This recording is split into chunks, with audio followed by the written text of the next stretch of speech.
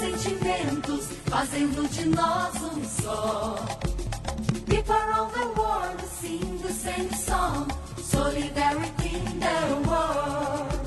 Línguas diferentes, mesmos sentimentos, fazendo de nós um só.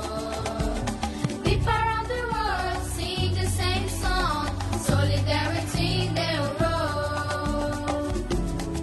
Meus amigos, queridas amigas, alguns têm me perguntado o que diferencia nossa proposta de outras propostas.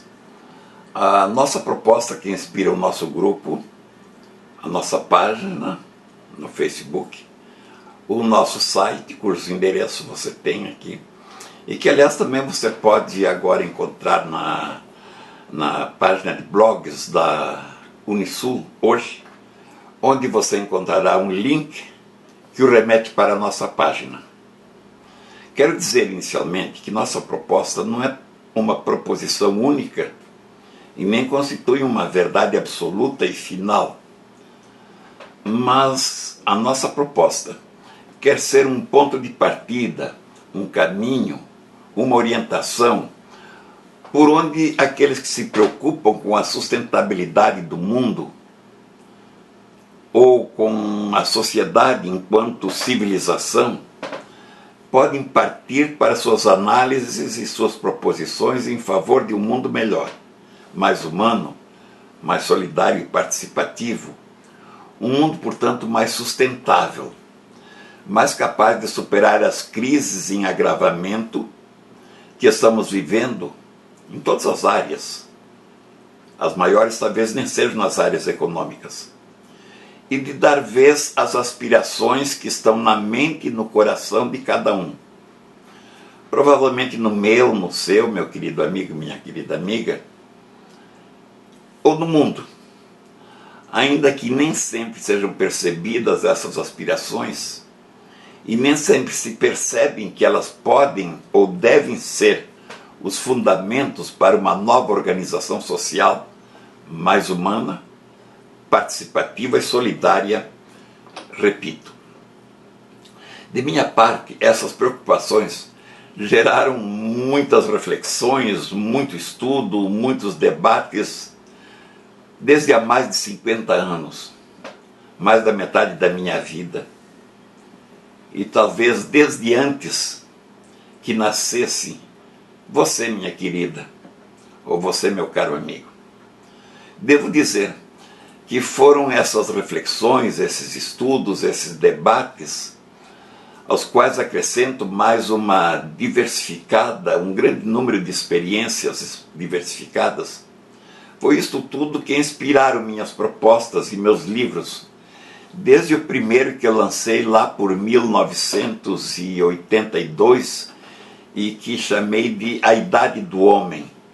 Depois da Idade do Homem, depois da idade de tantas coisas, eu perguntava, por que não a idade do homem? Isto, veja, há mais de 20 anos. Nessa retrospectiva, você poderá verificar a origem, a evolução e as correções que aperfeiçoaram nossa proposta, até chegar à síntese que está exposta, que nos fundamenta no livro Participação e Solidariedade. Você vê, portanto, que nossa proposta não é fruto assim de um impulso momentâneo ou um simples produto do eu acho, ditado pelas circunstâncias, podendo ser criticada, posta para ser completada e refletida, especialmente para estudiosos, pelas universidades, e, lógico, por todos aqueles que se interessam pelo futuro do mundo, pelas próximas gerações, portanto, para nossos filhos e sua sustentabilidade. Nossa proposta, eu repito, espero que seja entendida como uma tese baseada cientificamente, de caráter estritamente científico, gestada, desenvolvida durante mais de 40 anos, com minha participação, mas com a participação de centenas, talvez milhares de pessoas que direta ou indiretamente a debateram, manifestaram suas esperanças, seus anseios, fizeram suas análises, tiraram suas conclusões.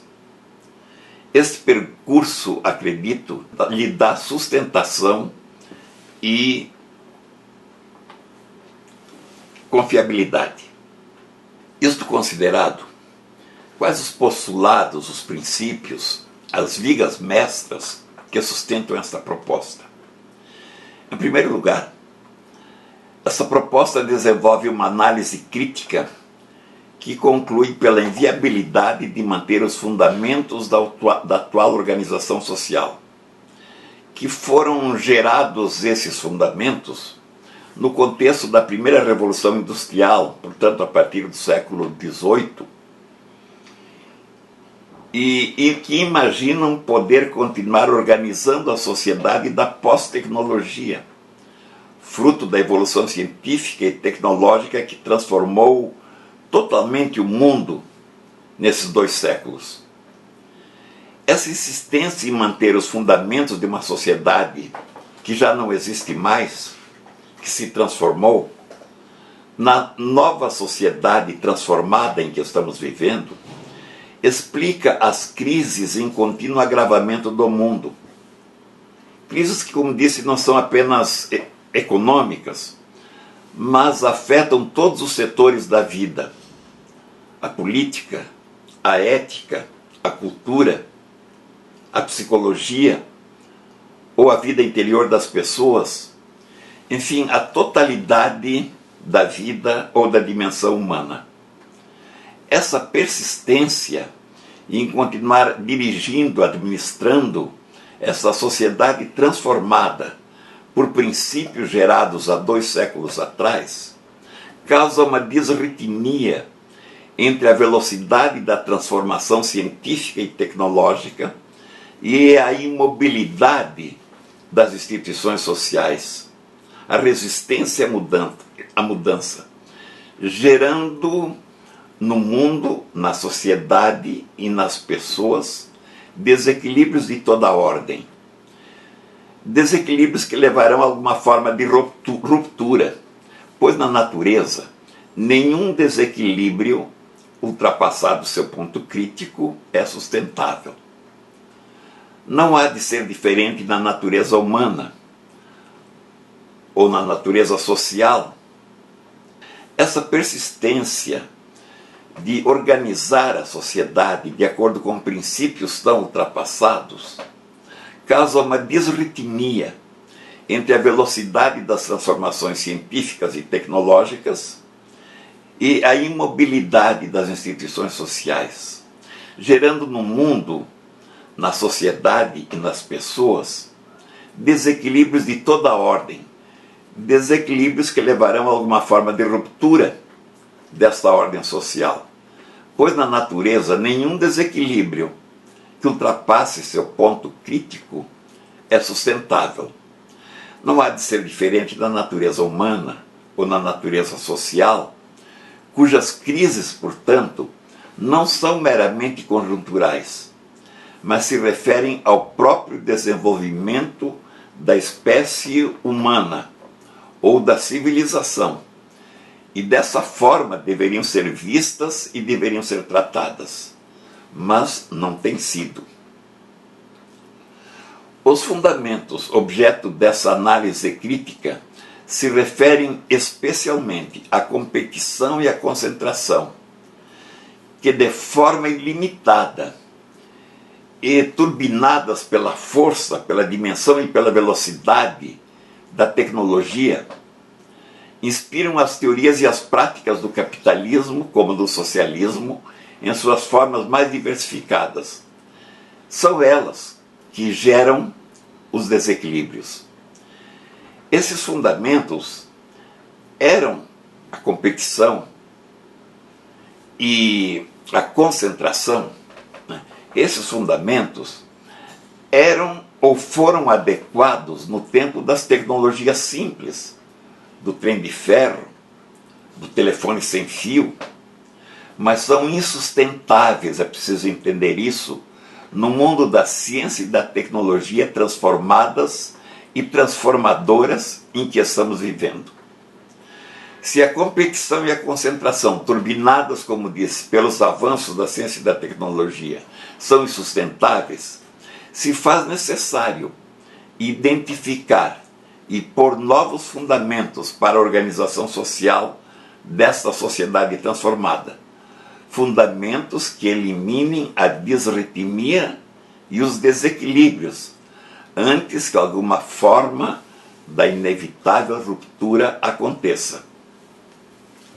Nesse sentido, meu amigo, minha amiga, a proposta por uma civilização participativa e solidária propõe como fundamentos éticos para essa nova organização social sustentável, sintonizada com os avanços da ciência e da tecnologia, a participação e a solidariedade. Esses fundamentos constituem a síntese das próprias aspirações das pessoas e da sociedade. Essas aspirações se expressam e crescem em todos os cantos do mundo. Esse mundo transformado, constituindo aquilo que a nossa proposta chama de uma nova massa de consciência em favor da paz, dos direitos humanos, da preservação ambiental, do pluralismo das culturas, das raças, das crenças, das filosofias, pressupostos, enfim, da liberdade e, portanto, da dignidade humana a ser preservada. Tais fundamentos, que possuem uma dimensão ética, constituem, no entanto, e por isto, fundamentos sólidos e adequados para identificação, inspiração e adoção de instrumentos práticos para a organização social, para dar-lhe um funcionamento sustentável, isto é, um funcionamento ao mesmo tempo sintonizado com as aspirações dessa massa de consciência e os avanços da ciência e da tecnologia. Da participação constituem instrumentos práticos de organização e funcionamento da sociedade sustentável. Em primeiro lugar, a desconcentração. A desconcentração, instrumento prático da participação, que traz as coisas para perto das pessoas. O poder, a política, a economia, a cultura, a educação, a saúde, o conhecimento, a ciência e a tecnologia, enfim, tudo que é parte da dignidade das pessoas. Se isso está longe, as pessoas são excluídas. Trazidas as coisas para perto das pessoas, abrem-se para as pessoas as portas ou os caminhos para a participação. Isto não é um sonho, meu amigo. Isto é possível. Basta reordenar o emprego da tecnologia, que hoje é utilizada em favor da concentração, para ser utilizada em favor da desconcentração, que viabiliza, como disse, a participação. Um segundo fundamento de nossa proposta é a cooperação, que é o instrumento, a forma prática da solidariedade na organização e no funcionamento da sociedade. A cooperação entre povos, instituições, grupos sociais e pessoas, substituindo o conflito, a exclusão, sempre o domínio do mais forte sobre o mais fraco, fazendo o desequilíbrio e viabilizando uma sociedade mais justa, mais distributiva, de menos e de menores conflitos. Costumo dizer que a competição, só no decorrer do século passado, levou a humanidade a 2 guerras mundiais que causaram mais de 100 milhões de mortos, enquanto que a cooperação, nesses últimos 50 anos, está viabilizando entre os mesmos países que originaram aquelas guerras a União Europeia, cuja maior ameaça é o retorno à competição entre seus integrantes, como demonstram os acontecimentos da Ucrânia, entre outros, em contraste com a salvação da Grécia e de outros países pela cooperação.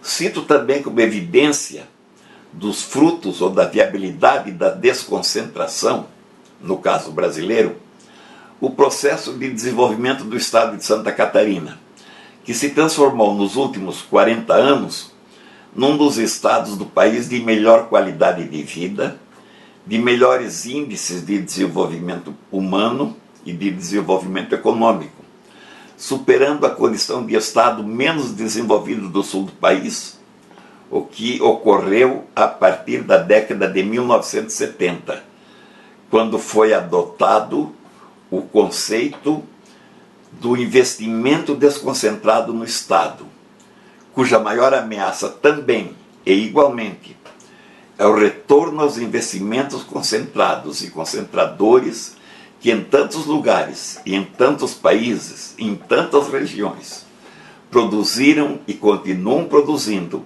a exclusão e os desequilíbrios evidenciados pela sucessão de crises e ameaças de ruptura em que vivemos.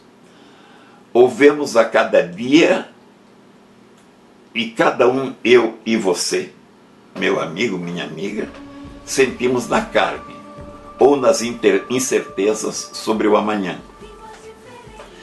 Tenho consciência que esse mundo diferente, participativo e solidário, conflita um pouco, ou conflita muito, com aquilo que se pratica, naquilo que se acredita, naquilo que se ensina nas universidades, ou se escreve muito best-seller inserido no mercado, fazendo a cabeça de pessoas em favor da manutenção da situação atual, chamada competitiva, na verdade concentradora e excludente.